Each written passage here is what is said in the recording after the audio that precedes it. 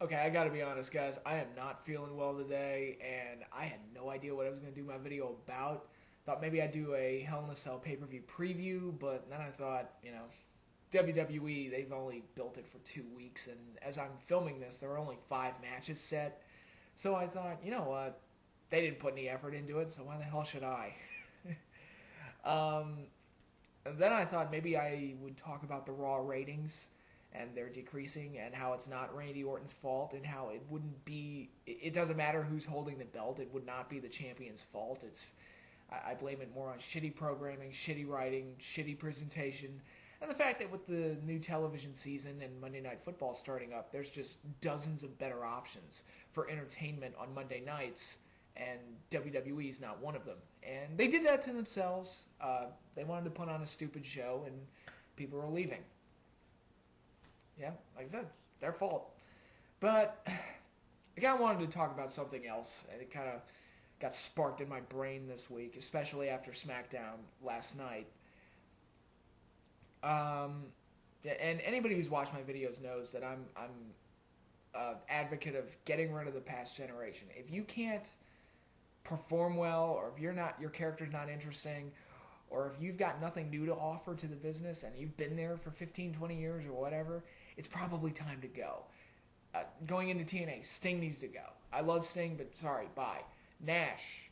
I think Nash could probably deliver in a non-wrestling capacity backstage. I think he's got a good mind for wrestling, but as an on-screen performer, you're done. Mick Foley, he says that his match with Flair next week, oh boy, that's going to be a good one. That match is going to be an absolute disaster and a joke, and it pains me to watch Flair and Foley embarrass themselves again. But Foley said that this might be his last match, and the only thing I could say to that is, you promise? Because I kind of want you gone. EV2, bye. Ric Flair, look, dude, I don't want you to die in the ring, okay? Move on. Hulk Hogan. I think God's trying to tell you not to get in the ring with all these back problems you've been having. It's over. Hulkamania's dead, brother. Sorry. Time to move on. And going to the WWE. And look, I love Bret Hart. One of probably the single best moment of being involved with the Wrestling Epicenter, WrestlingEpicenter.com, was being a part of the Bret Hart interview where I got to talk to Bret, and he was a really cool guy, and I still think Bret's still my favorite wrestler of all time. In the 90s, he was just amazing. And it upsets me to watch him destroy his legacy whenever he goes out there. So Bret, dude, you don't need to come back. You're the hitman, okay? You don't need to come back. You've got nothing left to prove. And you can't do anything anymore, so I'd rather not see you there. And yeah, there are a lot of guys like that I either don't want them to come back or I just want them gone entirely. And one of the names, and he's going to be the focus of this video, that I want gone, and it might shock some people, and it even shocks myself a little bit because I never thought I would feel this way about this guy. But that's The Undertaker. I want him gone.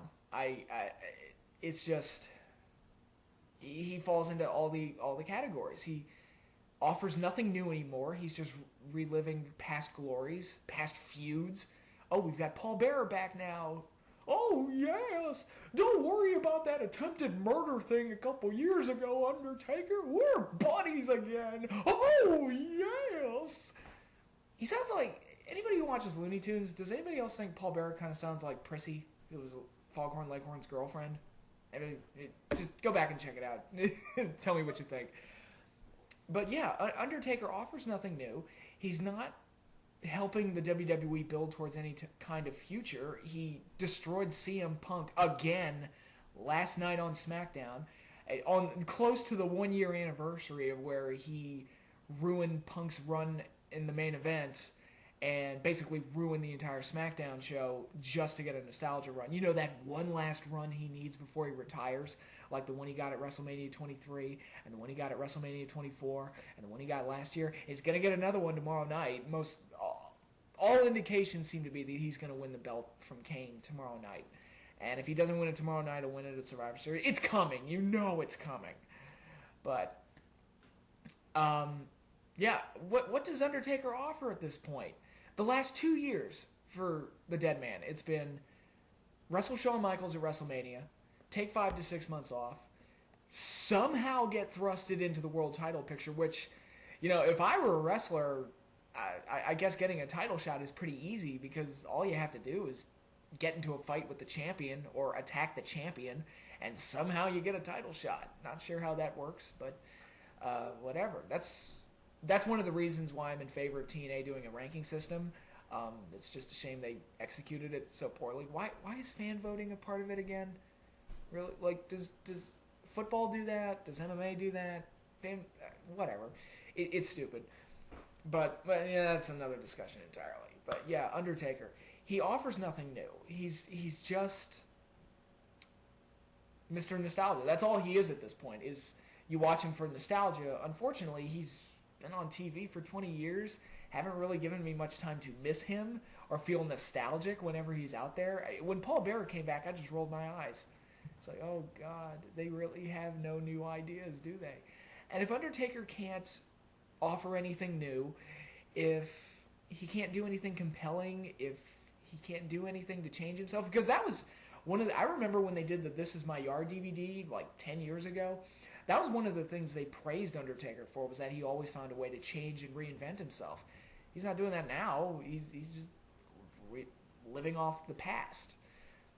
Feuding with Kane. He's doing what he was doing 12 years ago. And if that's all he has to offer at this point, if he's not going to make any new stars, or... Because he had a chance to put CM Punk on the map. Much like he did for Brock Lesnar back in 2002. I mean, he was one of the ones that really helped out Brock Lesnar. And he had a chance to do that again with Punk, because Punk was clearly the better option. And he didn't do it. And I got to be honest, I lost a lot of respect for Undertaker when that happened, because you know that was his decision. I mean,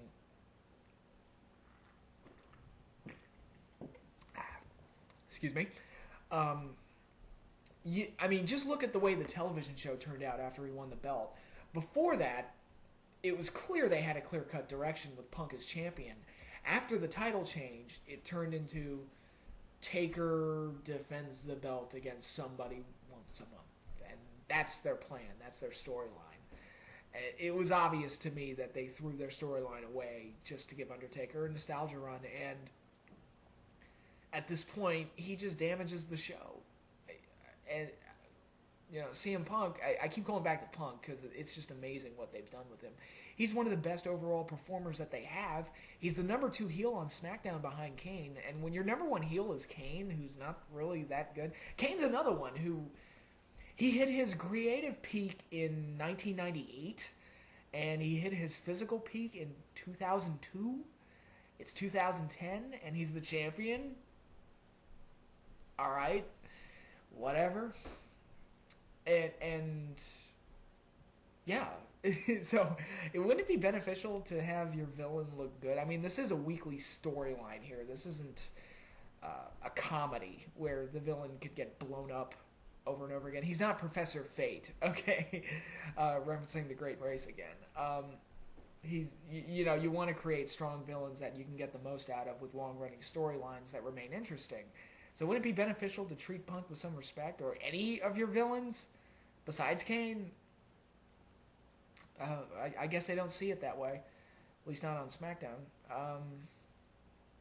And yeah, that's just my take. And I loved Undertaker back in the day. He was one of the best. He was one of the greatest characters that wrestling ever created. But the last couple years, I feel like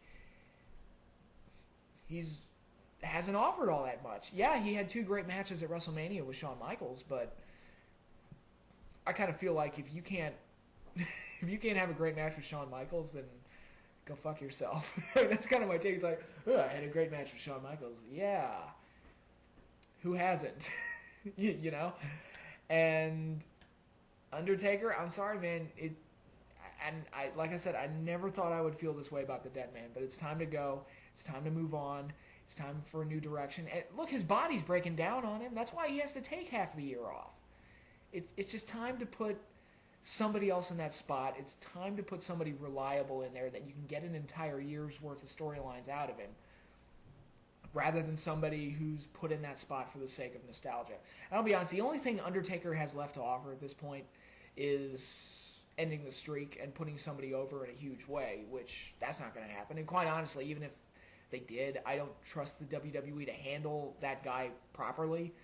So I think just go ahead and I think it's time to pull the plug on this. I've heard some rumors that this is his last hurrah, but I'll believe it when I see it. I've heard that before from him. I mean, hasn't that been the case since like WrestleMania 23? Oh, next year's the last one. We'll see, but yeah, I'm still going to be doing question and answer videos, so go ahead and send me your questions. I don't know when I'm going to do the next one, but just private message me on YouTube, label it question and answer or Q&A, just so I know what it is. And I'll see you all next week. Hopefully I feel better by then. Goodbye.